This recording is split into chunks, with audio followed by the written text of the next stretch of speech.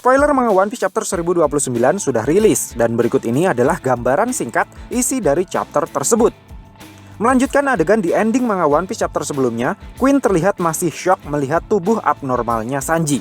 Queen kemudian ingat, dahulu kala Vinsmoke Judge pernah bilang kepadanya kalau dia ingin menciptakan manusia yang memiliki otot kawat tulang besi, ketahanan tubuh dan kekuatan fisik super, serta tidak memiliki emosi sama sekali. Di sisi lain, Sanji terlihat masih belum menerima sepenuhnya perubahan yang tidak lazim yang terjadi pada tubuhnya. Sanji masih butuh waktu untuk berpikir. Dia terlihat hanya bengong saja untuk sesaat. Dia bahkan terlihat sama sekali tidak terganggu dengan tingkah pola Queen yang sudah kembali menangkapnya dan terus-menerus ngedumel memaksanya untuk menunjukkan Red Sweet Jermanya.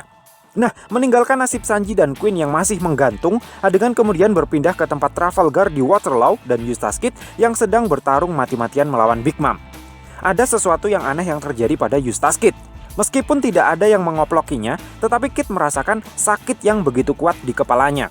Trafalgar Law yang sedang bertarung bersamanya terlihat bingung dengan kondisi yang dialami oleh rekan kerjanya itu. Situasi yang sangat tidak kondusif itu membuat Big Mom punya kesempatan untuk melayangkan serangan bertubi-tubi hingga nyaris saja membuat Eustace Kid KO di tangannya. Sebenarnya, apa yang sedang terjadi kepada Eustace Kid? Jawabannya tentu saja berkaitan dengan pertarungan antara Basil Hawkins versus Killer. Namun rasa sakit tersebut tidak terjadi karena Killer mengoploki Hawkins yang hasil koplokannya tersebut langsung di-forward ke Eustace Kid. Kepala Eustace Kid sakit gara-gara Hawkins membentur-benturkan kepalanya sendiri. Entah itu gara-gara dia frustasi karena Killer terus menghindar saja, atau hal itu sengaja dia lakukan untuk mengintimidasi Killer. Namun yang pasti, terjadi percakapan yang cukup panjang di antara kedua bajak laut generasi terburuk tersebut. Di mana dalam percakapan tersebut, Killer mengajukan dua pertanyaan kepada Basil Hawkins.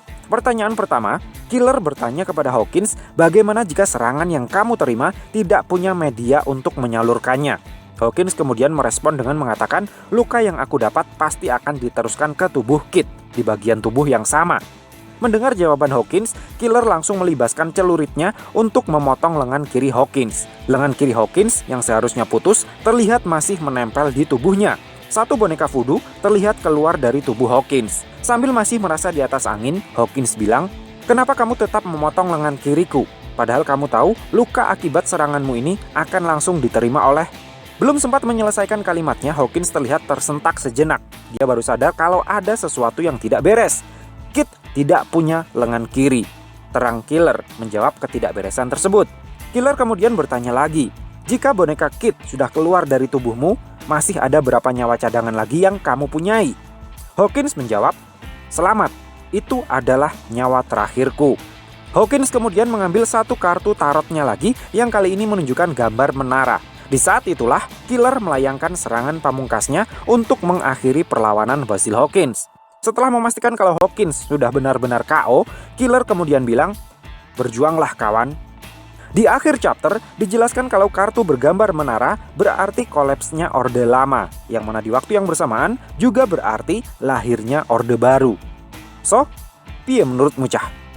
Terima kasih sudah mampir ke channel kami. Jangan lupa like, share, dan subscribe jika menurut kalian video-video kami cukup menarik untuk ditonton. Sampai ketemu lagi dalam video kami yang berikutnya, and matur nuwun.